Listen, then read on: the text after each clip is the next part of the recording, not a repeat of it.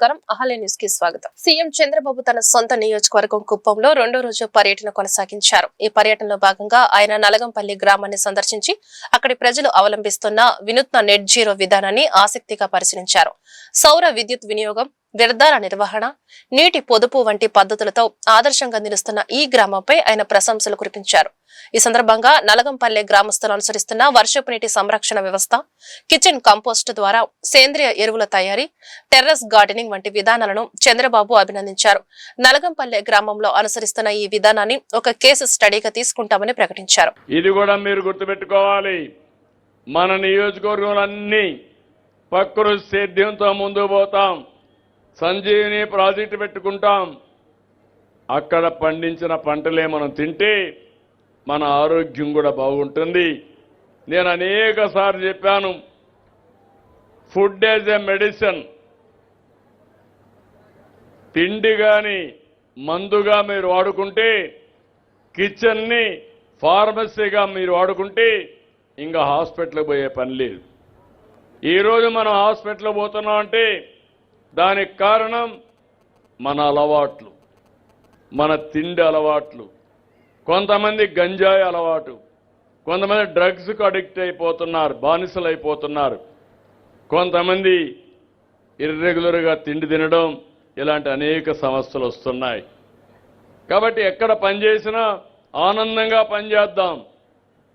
ఇక్కడ ఇంకొక విషయం కూడా చెప్తున్నాను. నేనేదో అక్కడ 40,000 మంది ఉద్యోగాలు వస్తాయంటే మీరందరూ ఆ 40,000 మాకు ఇస్తారు కాబట్టి మేము చదువుకోకపోయినా పర్వాలేదు, పని చేయకపోయినా పర్వాలేదంటే ఉద్యోగాలు కాదు, ఇండస్ట్రీ కూడా రాదు. చదువుకోవాలి, స్కిల్ డెవలప్మెంట్ చేసుకోవాలి, మీలో తెలివితేటలు పెరగాలి. అందుకే ఇక్కడ బిర్లా వాళ్ళతో మాట్లాడి ఒక స్కిల్ డెవలప్మెంట్ సెంటర్ పెట్టాం. అవసరమైన మన పిల్లలందరినీ స్కిల్ నేర్పిస్తారు. 10వ తరగతి చదువుకున్న వాళ్ళు కూడా మళ్ళీ ముందుకు చదువుకోవచ్చు. ఇప్పుడు శ్రీ సిటీ ఉంది. శ్రీ సిటీలో కొత్త కాన్సెప్ట్ తీసుకొచ్చాం. ఒక యూనివర్సిటీ పెట్టాం. 350 ఇండస్ట్రీస్ ప్రపంచం అంతా వచ్చి అక్కడ పెట్టారు. అక్కడ పనిచేసే వాళ్ళు పనిచేస్తూ చదువుకుంటున్నారు. బీటెక్ అయితే ఎంటెక్ పాస్ అవుతారు. టెక్నాలజీలో ఇంకా అప్గ్రేడ్ చేసుకుంటారు. దానివల్ల ఉద్యోగాలు కూడా ప్రమోషన్లు వస్తాయి, కొత్త కొత్త అవకాశాలు వస్తాయి, ఆదాయాలు పెరుగుతాయి. ఇలాంటి కొత్త కాన్సెప్ట్కి కూడా శ్రీకారం చుట్టాం. ఈ విషయం కూడా మీ అందరికీ క్లారిటీ ఉండాల్సిన అవసరం ఉంది. ఏపీలో సంచలనం సృష్టించిన rowdy shooter Gade Saikrishna lockup death కేసులో మెజిస్ట్రియల్ విచారణ కీలక దశకు చేరుకుంది. విజయవాడలోని సబ్ కలెక్టర్ కార్యాలయంలో ఈ రోజు జరిగిన విచారణకు సాయికృష్ణ తల్లి విజయలక్ష్మి, మేనమామ నాగేశ్వరరావు, మేనత్త హాజరయ్యారు. సుమారు 2 గంటలకు పైగా జరిగిన ఈ విచారణలో వారు అధికారుల ముందు తమ వాంగ్మూలాలను సమర్పించారు. ఈ సందర్భంగా సాయికృష్ణ తల్లి విజయలక్ష్మి పోలీసులపై తీవ్రమైన ఆరోపణలు చేశారు. తన కుమారుడు సాయికృష్ణను పోలీసులే దారుణంగా చంపేశారని, ఆ తర్వాత ఆధారాలు లేకుండా మృతదేహాన్ని మాయం చేశారని ఆమె ఆరోపించారు. సాయికృష్ణ కృష్ణలంక పోలీస్ స్టేషన్ లో ఉన్నాడని తెలియడంతో తాము అక్కడికి వెళ్లామని, అయితే అప్పటి సీఐ నాగరాజు తన కుమారుడిని చూడనివ్వకుండా అడ్డుకుని అక్కడి నుంచి వెనక్కి పంపించేశారని ఆవేదన వ్యక్తం చేశారు. ఈ కేసులో పూర్తి నిజాలు వెలుగులోకి రావాలి అంటే సమగ్రమైన నిష్పక్షమైన విచారణ జరగాలని, తన కుమారుడి మరణానికి కారణమైన వారికి శిక్ష పడేలా చూడాలని ఆమె విచారణ అధికారిని వేడుకున్నారు. ఏం జరిగింది ఏంటని చెప్పి మా దగ్గర ఇన్ఫర్మేషన్ తీసుకున్నారు మా దగ్గర. మీ అబ్బాయికి ఏం జరిగింది, ఎలా జరిగింది, ఏంటి కారణం ఏంటని చెప్పేసి అడిగారు. మేము పలానా జరిగిందండి అని చెప్పాం. అంతేనయ్యా జరిగింది లోపల. నేను అందరినీ ఒకటే మీకు అందరికీ దండం పెట్టి చెప్తున్నా, మీ మీడియా వాళ్ళందరికీ నేను నిజంగా దండం పెట్టి చెప్తున్నా. నేను నా కొడుకు బూడిద ఎక్కడుందో నాకు కావాలి, లేకపోతే నడి రోడ్డు మీద నేను పెట్రోల్ పోసుకుని చచ్చిపోతా. నాకు ఇంకంతగానో ఏమొద్దు, వీళ్ళ ఆస్తులు వద్దు, వీళ్ళ పొలాలు వద్దు, వీళ్ళ బంగారం వద్దు, నాకు అసలు ఏమీ వద్దు. నా బిడ్డ లేక నేను అల్లాడిపోతున్నా. 2 నెలలు అయింది, నాకేమి ఇచ్చారు. నా కొడుకు మీద ఇంకా ప్రచారాలు చేస్తున్నారు. ఆడ క్రిమినల్ అని అదేని ఇదేని మాట్లాడుతున్నాడు. ఇప్పుడు ఉన్నాడు కంటే నా కొడుకు ఏం క్రిమినల్ కాదు. నా కొడుకు నిజాయితీగానే ఉన్నాడు. ఆ నిజాయితీ నచ్చక ఈ నాగరాజు తీసుకొచ్చి పైన ఎక్కడో పడుకోబెట్టి మేకులు కొట్టి అతి దారుణంగా చంపాడు. దేనికి చంపాడో, ఎందుకు చంపాడో, ఎవడెవడ పాత్ర ఉందో మీ అందరికీ కూడా బాధ్యత ఉంది. తీసుకురావాలి, బయటకు లాగాలి. అంతే. నేను ఇంకేం అడగను మిమ్మల్ని. నాకు చాలా బాధగా ఉంది. నేను ఉంటానో చచ్చిపోతాను నాకు తెలియదు అయ్యా. నా కొడుకు పూడి నాకు ఇప్పించండి చాలు. నాకు ఇంకేమీ వద్దు. ఇలాంటి దుర్మార్గులు అసలు బతకనివ్వకూడదు. ఎంతమంది ఉన్నారో ఇంతవరకు ఎవరెవరు ఉన్నారు? ఒక 5గురినో 4గురినో అరెస్ట్ చేశారు. మిగతా వాళ్ళు ఏరి ప్రతి నా కొడుకు నాకు తెలుసు వాళ్ళలో. నేను అన్నానని కాదయ్యా, నా బాధ మీకు తెలుసుకోవాలి. ఉన్నారుగా పోలీసు వాళ్ళు ఏరి, 4-5గురే వచ్చారే, మిగతా వాళ్ళు ఏరి, నా ఇంటికి వచ్చిన వాళ్ళు ఏరి.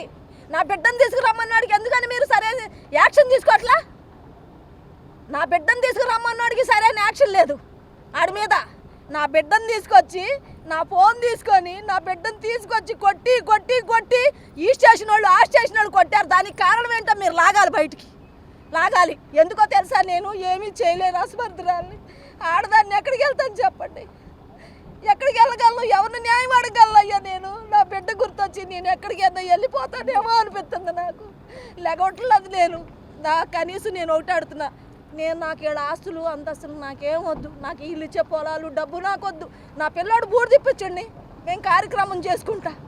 నేను అంతకన్నా ఏం అడగట్లేదు. కానీ దీంట్లో ఉన్నాడు మాత్రం వదిలిపెట్టొద్దు. ఉమ్మడి ఆంధ్రప్రదేశ్ కు దివంగత ముఖ్యమంత్రి కొణిజేటి రోశయ్య అందించిన సేవలు చిరస్మరణీయమని మాజీ కేంద్ర మంత్రి వర్యులు విజయవాడ పశ్చిమ శాసనసభ్యులు యలమంచిలి సత్యనారాయణ చౌదరి, ఎమ్మెల్యే మండలి బుద్ధా ప్రసాద్ కొనియాడారు. తన సుదీర్ఘ రాజకీయ జీవితంలో ఉమ్మడి ఆంధ్రప్రదేశ్ లో అత్యధికంగా బడ్జెట్ ప్రవేశపెట్టిన ఘనత రోశయ్యకు దక్కిందన్నారు. ఆయన మరికొంతకాలం ముఖ్యమంత్రిగా పనిచేసి ఉంటే బాగుండేదని ఆశాభావం వ్యక్తం చేశారు. నేటి రాజకీయ నాయకులు ఆయన ప్రసంగాలను ఆదర్శంగా తీసుకుని ఆయన అడుగు జాడల్లో నడవాలని పిలుపునిచ్చారు. శనివారం ఆయన జయంతి సందర్భంగా వాసవి ఫౌండేషన్ విజయవాడ ఆధ్వర్యంలో భవానీపురంలో కొణిజేటి రోశయ్య జయంతి వేడుకలను ఘనంగా నిర్వహించారు. ఈ కార్యక్రమానికి విజయవాడ పశ్చిమ ఎమ్మెల్యే సుజనా చౌదరి, అవనిగడ్డ ఎమ్మెల్యే మండలి బుద్ధా ప్రసాద్ ముఖ్య అతిథులుగా హాజరై రోశయ్య విగ్రహానికి పూలమాలలు వేసి ఘన నివాళులర్పించారు. ఈ సందర్భంగా ఎమ్మెల్యే సుజనా చౌదరి మాట్లాడుతూ రోశయ్య ఎంతో ఆర్థిక క్రమశిక్షణ పాటిస్తూ అనేక జాగ్రత్తలు తీసుకునేవారన్నారు. తన సుదీర్ఘ రాజకీయ జీవితంలో ఉమ్మడి ఆంధ్రప్రదేశ్ లో అత్యధికంగా బడ్జెట్ ప్రవేశపెట్టిన ఘనత రోశయ్యకు దక్కిందన్నారు. ప్రతి ఒక్కరికి,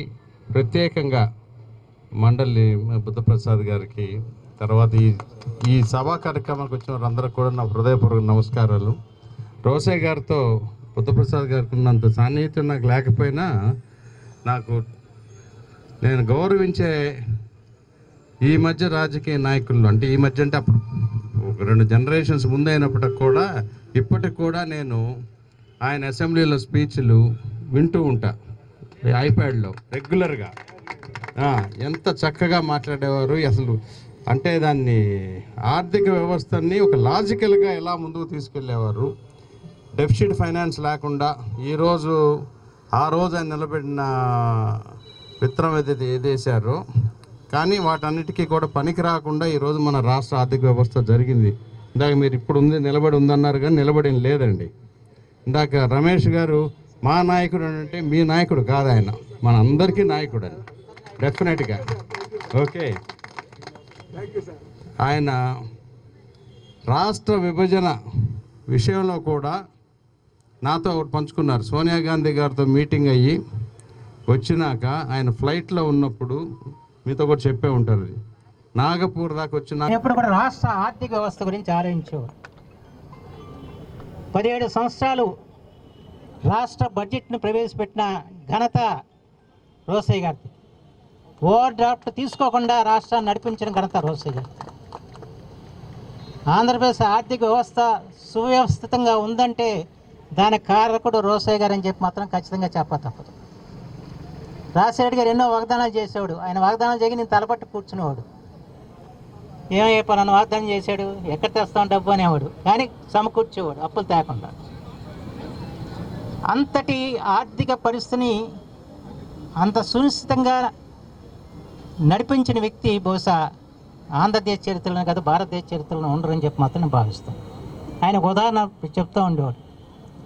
మనకు ఒక బకెట్లో నీళ్ళు ఉన్నాయనుకోండి, 4-5 చెంబులతో మనం కాలు కడుక్కోవచ్చు. అదే ఒక చెంబు ఉందనుకోండి, ఆ చెంబుతో నీళ్ళతో మనం ఎలా కడుక్కోవాలో మనం చూస్తాం కదా. అలాగే మన ఆర్థిక వ్యవస్థ బాగా ఉందనుకోండి, అప్పుడు బాగా ఉపయోగించుకుంటాం. లేనప్పుడు దాని తగ్గ విధంగానే మనం ఉపయోగించుకోవాల్సిన అవసరం ఉందని ఉపన్యాసంలో ఆయన చెబుతూ ఉంటాడు. వివిధ రంగాల విశిష్ట సేవలు అందిస్తున్న ప్రతిభావంతులను గుర్తించి సత్కరించేందుకు స్టేట్ ఐకాన్స్ ఫోరం ఆధ్వర్యంలో స్టేట్ ఐకాన్స్ అవార్డ్స్ 2026ను నగరంలోని హైత్ ప్లేస్ హోటల్ నందు ఈ నెలాఖరున ఘనంగా నిర్వహించనున్నట్లు స్టేట్ ఐకాన్స్ ఫోరం అధ్యక్షుడు చైతన్య జంగా ప్రధాన కార్యదర్శి జయా పఠేరియా తెలిపారు. రాష్ట్రంలోని ప్రతిభను ప్రపంచానికి పరిచయం చేయడం, సేవాభావంతో పనిచేస్తున్న వారికి తగిన గుర్తింపు కల్పించడం, యువతకు స్ఫూర్తినిచ్చే విజయ గాథలను సమాజానికి అందించడం ఈ అవార్డుల ముఖ్య లక్ష్యమని వారు వివరించారు. వివిధ రంగాల్లో విశిష్ట సేవలు అందిస్తున్న ప్రతిభావంతులను గుర్తించి సత్కరించేందుకు స్టేట్ ఐకాన్స్ ఫోరం ఆధ్వర్యంలో నిర్వహించనున్న స్టేట్ ఐకాన్స్ అవార్డ్స్ 2026 కార్యక్రమానికి సంబంధించి అధికారిక ఫ్లైయర్ ను శనివారం విజయవాడ ఎంజీ రోడ్ లో ఆవిష్కరించారు. ఈ సందర్భంగా నిర్వహించిన మీడియా సమావేశంలో స్టేట్ ఐకాన్స్ ఫోరం అధ్యక్షుడు చైతన్య జంగా ప్రధాన కార్యదర్శి జయా పఠేరియా మాట్లాడుతూ విజయవాడ వేదికగా తొలిసారిగా స్టేట్ ఐకాన్స్ అవార్డు నిర్వహించడం పట్ల ఆనందం వ్యక్తం చేశారు. ముఖ్యంగా ఈ state icon awards poster launch చేయడానికి విచ్చేసిన జయా పఠేరియా మేడం గారికి, అట్లాగే శిరీష మేడం గారికి, అట్లాగే అనియా కాశ్యప్ గారికి అండ్ బిగ్ బాస్ మా బ్లాక్ స్టార్ షానీ సాల్మన్కి నా ప్రత్యేక కృతజ్ఞతలు. అలాగే మా AP film chamber president Mantha Srinivas గారికి అందరికీ ముఖ్యంగా ధన్యవాదాలు. ఈరోజు స్టేట్ ఐకాన్ ఫోరమ్స్ లాంచ్ చేయడానికి గల కారణం ఏంటంటే మన రాష్ట్రంలో ఉన్న విశేష ప్రతిభలో ఉన్న వ్యక్తులను మనం గౌరవించుకుని వారిని సత్కరించుకుని వారికి ఒక పురస్కారం ఇవ్వాలి. ఇది మా స్టేట్ ఐకాన్స్. ఇది విద్యారంగం కానీ, వాణిజ్య రంగం కానీ, వ్యాపార రంగం కానీ, ఎడ్యుకేషన్ రంగం కానీ అన్ని రంగాల్లో ఉన్న టాప్ మోస్ట్ పర్సనాలిటీస్ని, అంటే టాప్ మోస్ట్ అంటే ఇక్కడ ఫైనాన్షియల్ సెక్టర్ కాదు, వివిధ రంగాల్లో ఉండి వాళ్ళు గుర్తింపు నోచుకోలేని వ్యక్తులందరినీ మేము వాళ్ళని ఒక వేదిక మీదకి తీసుకొచ్చి వారి పురస్కారాలు ఇవ్వడానికి మంత్ ఎండింగ్కి ప్లాన్ చేస్తున్నాం. త్వరలో డేటు, ఆ అవార్డు గ్రహీతల వివరాలు కూడా తెలియజేస్తూ త్వరలో మరొక విలేకరుల సమావేశం ఏర్పాటు చేస్తున్నాం. Hello Vijayawada. So this is my first time in Vijayawada. I'm very happy to be here and thank you so much Indriya.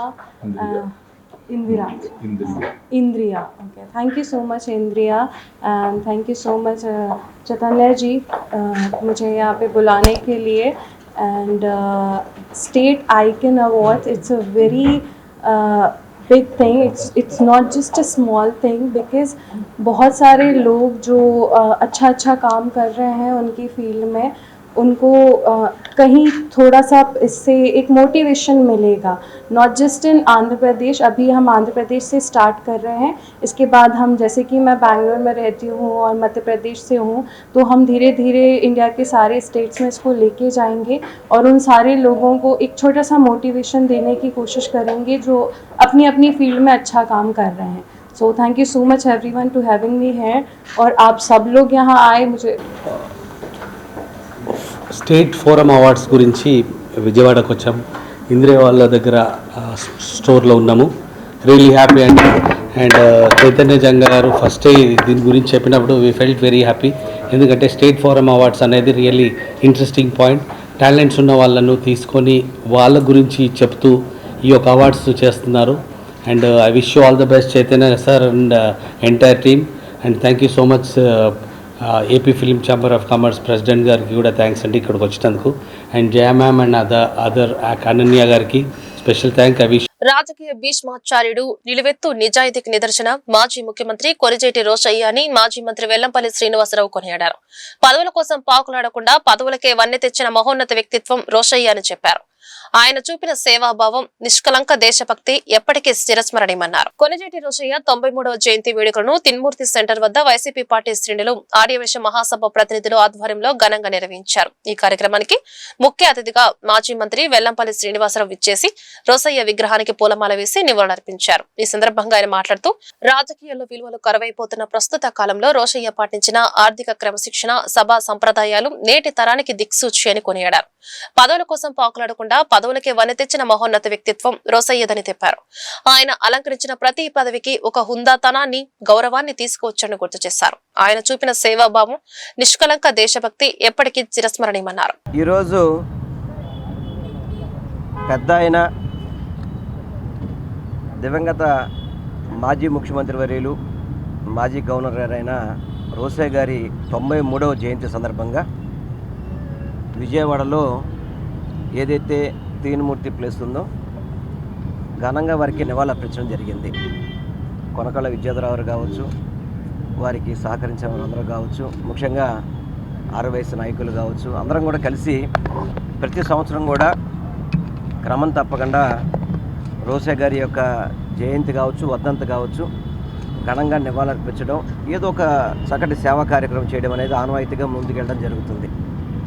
మనందరికీ కూడా తెలిసిన వ్యక్తుల్లో ముఖ్యంగా 6 వయసులో కనుక పోల్చుకుంటే కనుక రోసయ్య గారు నిలువెత్తిన నిదర్శనం మనందరికీ కూడా. ఎందుకంటే పొట్టి శ్రీరాములు గారిని చూసిన దాఖలు మేము లేదు, మహాత్మా గాంధీ గారిని కూడా చూసిన దాఖలు లేదు. కానీ మన మధ్యలో ఉంటూ మనకి అనేక విధాలుగా ఈ రాష్ట్రానికి ఎప్పుడు కూడా పదవులు అనేది ఆయన వెనక పడేవే తప్ప పదవులు వెనక ఎప్పుడు కూడా ఆయన పడలేదు. ఈ రాష్ట్రంలో కూడా ఉమ్మడి ఆంధ్ర రాష్ట్రంలో కూడా 16 సార్లు బడ్జెట్ ప్రవేశపెట్టిన రికార్డు కూడా అది రోసయ్య గారికి మాత్రమే ఉంది. వివిధ శాఖలకు మంత్రులుగా, ఎమ్మెల్యేగా, ఎమ్మెల్సీగా, ఎంపీగా, అదేవిధంగా వివిధ శాఖలకి మంత్రులుగా, ముఖ్యమంత్రిగా, తమిళనాడు గవర్నర్గా ఇన్ని పదవులు చేసి ఎక్కడ కూడా మచ్చలేకుండా నీతి నిజాయితీతో రాజకీయం చేసిన వ్యక్తి స్వర్గీయ రోసయ్య గారు అన్నమాట.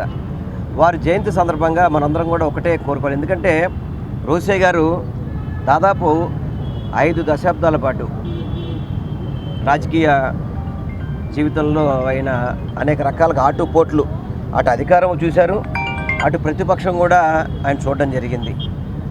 ఎప్పుడు కూడా ప్రతిపక్షంలో ఉన్నా అధికారంలో ఉన్నా కూడా ఎప్పుడు కూడా చలోక్తులతో చక్కటి ఈరోజు 6 వయసుల పెద్ద ఆయన రోసయ్య గారి 93వ జయంతి సందర్భంగా విజయవాడ త్రీ చౌక్లో మరి కార్పొరేషన్ త్రిమూర్తి చౌక్ దగ్గర ఈ కార్యక్రమం నిర్వహించడం జరిగింది. రాష్ట్రంలోనే అత్యధికంగా బడ్జెట్ ప్రవేశపెట్టిన 16 సార్లు బడ్జెట్ ప్రవేశపెట్టిన మహోన్నతమైన వ్యక్తి. అటు 6 వయసులకి ఈ రాష్ట్రంలో ఏ దేవాలయం ఉన్నా అక్కడ సత్రాలు నిర్మించే విషయంలో కానివ్వండి, పేద బడుగు బలహీన వర్గాలకి మరి అనేక అవకాశాలు కల్పించినటువంటి మహోన్నతమైన వ్యక్తిత్వం రోసయ్య గారిది.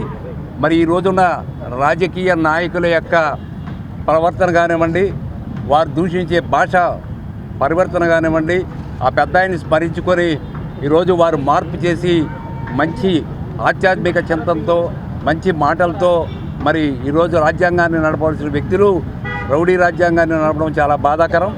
ఏది ఏమైనప్పటికీ రోసయ్య గారు అనేక సేవా కార్యక్రమాలతో పాటు ఆర్యవేశ్యుల సత్రాలు కానివ్వండి, మరి రాజశేఖర రెడ్డి గారు ఉన్నప్పుడు మరి అమ్మవారి దేవస్థానాలను ఎవరు రాజకీయ లబ్ధి పొందడం కోసం అధికార కూటమి ఉద్దేశపూర్వకంగా మైనార్టీలు, అణగారిన వర్గాల ఓట్లను లక్ష్యంగా చేసుకుని తొలగిస్తోందని YCP state minority president Khader Basha ఆరోపణలు గుప్పించారు. ప్రస్తుత ప్రభుత్వం వివక్షపూరితమైన ధోరణిని అనుసరిస్తోందని, రిజిస్ట్రేషన్ సమయంలో పారదర్శకతను అందించడంలో విఫలమైందని వారు ఆరోపించారు. తమ ఓటు హక్కును కాపాడుకోవాలని, సంక్షేమ కార్యక్రమాలను పునరుద్ధరించడానికి జగన్మోహన్ రెడ్డిని తిరిగి అధికారంలోకి తీసుకురావడానికి ఏకం కావాలని పిలుపునిచ్చారు. గుణదలలోని ఎన్టీఆర్ జిల్లా వైసీపీ కార్యాలయం నందు రాష్ట్ర మైనార్టీ సెల్ ఆధ్వర్యంలో మీడియా సమావేశం నిర్వహించడం జరిగింది. ఈ సందర్భంగా YCP state minority president Khader Basha మీడియాతో మాట్లాడారు. ఆంధ్రప్రదేశ్ లో ప్రస్తుత ఓటరు ధృవీకరణ ప్రక్రియకు సంబంధించి ఉన్న ఆందోళనను పరిష్కరించడానికి మాజీ సీఎం వైసీపీ అధినేత వైఎస్ జగన్మోహన్ రెడ్డి ఆదేశాల మేరకు వైఎస్ఆర్ కాంగ్రెస్ పార్టీ సభ్యులు ప్రజా అవగాహన కార్యక్రమం నిర్వహిస్తున్నట్టు తెలిపారు. అన్యాయమైన రాజకీయ లబ్ధి పొందడం కోసం అధికార కూటమి ఉద్దేశపూర్వకంగా మైనార్టీలు, అణగారిన వర్గాల ఓట్లను లక్ష్యంగా చేసుకుని తొలగిస్తుందని ఆరోపించారు. ముఖ్యంగా మీడియా మిత్రులు కూడా అస్సలాము అలైకుం. ముఖ్యంగా ఈ యొక్క మైనారిటీ అంటే గుర్తొచ్చే ఒకే ఒక ఇద్దరు నాయకులు ఉన్నారు. మొత్తము ఒక నాయకుడు ఎవరంటే ఆయనే దివంగత నేత వైఎస్ రాజశేఖర రెడ్డి గారని చెప్పి అప్పట్లో మైనారిటీస్ గురించి ఆలోచించి బాధపడిన నాయకుడు ఎవరంటే దగ్గర ఆంధ్రప్రదేశ్ చాలా మంది నాయకులు చూసింది, వందల మందిని చూసింది. కానీ మైనారిటీలు చాలా దిగజారిన పరిస్థితుల్లో ఉన్నారని తెలుసుకున్న నాయకుడు వైఎస్ రాజశేఖర రెడ్డి గారు 4% రిజర్వేషన్ కానీ, మైనార్టీలకి పిల్లలకు ఫీజు రియంబర్స్మెంట్ స్కీమ్ కానీ, హజ్కి ఫస్ట్ స్టార్ట్ చేసింది ఎవరు? హజ్ కంటే హజ్ కూడా మనకు అమౌంట్ కూడా ఇచ్చింది కూడా రాజశేఖర రెడ్డి గారే. అలాగే దుల్హన్ పథకం తెచ్చింది కూడా రాజశేఖర రెడ్డి గారే. ఇప్పుడు ఏదో మన వీళ్ళంతా దాన్ని ఫాలో చేస్తున్నారు. నేను చెప్తున్నాను ఒకే ఒక విధంగా. మరి ఇప్పుడు ఆలోచిస్తే మన శ్రీఎస్ వైఎస్ జగన్మోహన్ రెడ్డి గారు ఈ యొక్క దీన్ని ఆయన ఫాలో మొత్తం అన్నీ ఏదైతే మేనిఫెస్టో చెప్పాడో మొత్తం ఇచ్చారు ఆయన. ముఖ్యంగా ఒక మాట అడగదలుచున్నాను నేను చంద్రబాబు నాయుడు గారిని. చంద్రబాబు నాయుడు గారు 2014లో మైనార్టీస్ కోసం 17 వాగ్దానాలు చేశాడు ఆయన. 17 వాగ్దానాలు చేశాడు. 2-3 కూడా పూర్తి చేయలేదు ఆయన మహానుభావుడు. సరే మళ్ళీ ఇప్పుడు 2024లో 7 చేశాడని, ఎక్కువ చేయకూడదులే అని చెప్పి 7 చేశాడు. ఆ 7 కూడా ఏడుస్తున్నాయి, 1 కూడా చేయలే. ఫర్ చిన్న ఎగ్జాంపుల్ ఏంటంటే హజ్ కమిటీ నుంచి మేము 1 లక్ష ఇస్తామన్నారు, మళ్ళీ ఉన్నటువంటి మాట మార్చి ఇక్కడ విజయవాడ నుంచి పోయిన వాళ్ళకి అంటే 2500 మంది ఆంధ్రప్రదేశ్ నుంచే వెళ్ళారు. కానీ మీరు ఇచ్చింది ఎంత? 314 మందికి ఇచ్చారు. అంటే ఇక్కడి నుంచి పేదలు, బడుగు, బలహీన వర్గాల అభ్యున్నతి కోసం తన జీవితాన్ని త్యాగం చేసిన మహానీయుడు వంగవీటి మోహన్ రంగాని ఆయన మాజీ ఎమ్మెల్యే వంగవీటి రాధాకృష్ణ కొనియాడారు. కుల, మత, వర్గ, ప్రాంత భేదాలకు అతీతంగా ప్రజలు వంగవీటి మోహన్ రంగాను ఆరాధిస్తున్నారని ఆయన తెలిపారు. రంగ ఆశయాల సాధన కోసం అందరూ కలిసికట్టుగా పనిచేయాల్సిన అవసరం ఉందన్నారు. ప్రజానేత, పేదల సంక్షేమం కోసం జీవితాన్ని అంకితం చేసిన దివంగత వంగవీటి మోహన్ రంగ 79వ జయంతి సందర్భంగా రాఘవయ్య పార్క్ సమీపంలోని ఆయన విగ్రహానికి మాజీ ఎమ్మెల్యే వంగవీటి రాధాకృష్ణ, జనసేన నాయకుడు అక్కాల గాంధీ, బొప్పన భవకుమార్ తదితరులు పాల్గొని మోహన్ రంగ విగ్రహానికి పూలమాలలు వేసి నివాళులు అర్పించారు. ఈ సందర్భంగా వారు మాట్లాడుతూ రాష్ట్రం నలుమూలల ప్రజలు వంగవీటి మోహన్ రంగాను ఆదర్శంగా తీసుకుని ముందుకు సాగుతున్నారని పేర్కొన్నారు. పేదలు, బడుగు, బలహీన వర్గాల అభ్యున్నతి కోసం తన జీవితాన్ని త్యాగం చేసిన మహానీయుడు రంగాని కొనియాడారు. కుల, మత, వర్గ, ప్రాంత భేదాలకు అతీతంగా ప్రజలు వంగవీటి మోహన్ రంగాను ఆరాధిస్తున్నారని ఆయన తెలిపారు. ఇవాళ ఒక విజయవాడ నగరంలోనే కాదు, రాష్ట్రంలో నలుమూలల ప్రాంతాలకు అతీతంగా, పార్టీలకు అతీతంగా, వర్గాలకు అతీతంగా ప్రతి ఒక్కళ్ళు ఆయన ఆదర్శంగా తీసుకుంటున్నారు.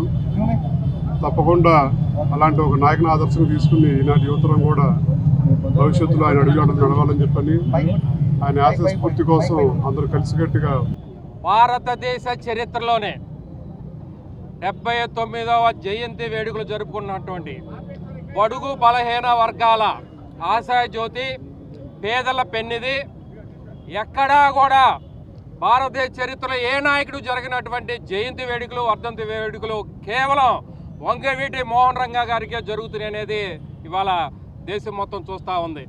ఎందుకంటే ఏదైనా ఒక ముఖ్యమంత్రి చనిపోతే, ఒక ప్రధానమంత్రి చనిపోతే, ఒక ఎంపీ చనిపోతే, ఒక ఎమ్మెల్యే చనిపోతే 1 సంవత్సరం 2 సంవత్సరాలు వర్ధంతి జయంతులు చేస్తారు, లేదంటే ఎక్కడో ఒక కాన్స్టిట్యూన్సీలో విగ్రహాలు పెడతారు.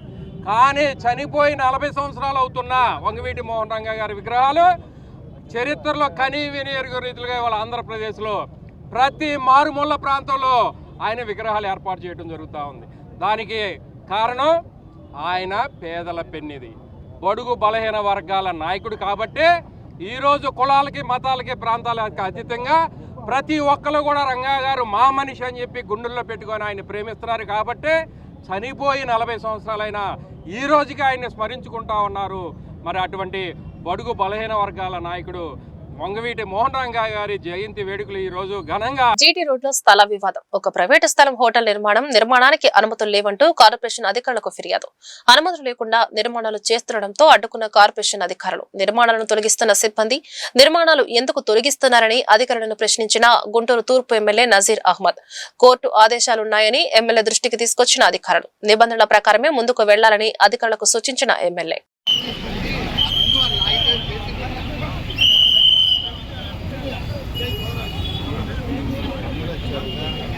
జీవనన్న నమస్తే.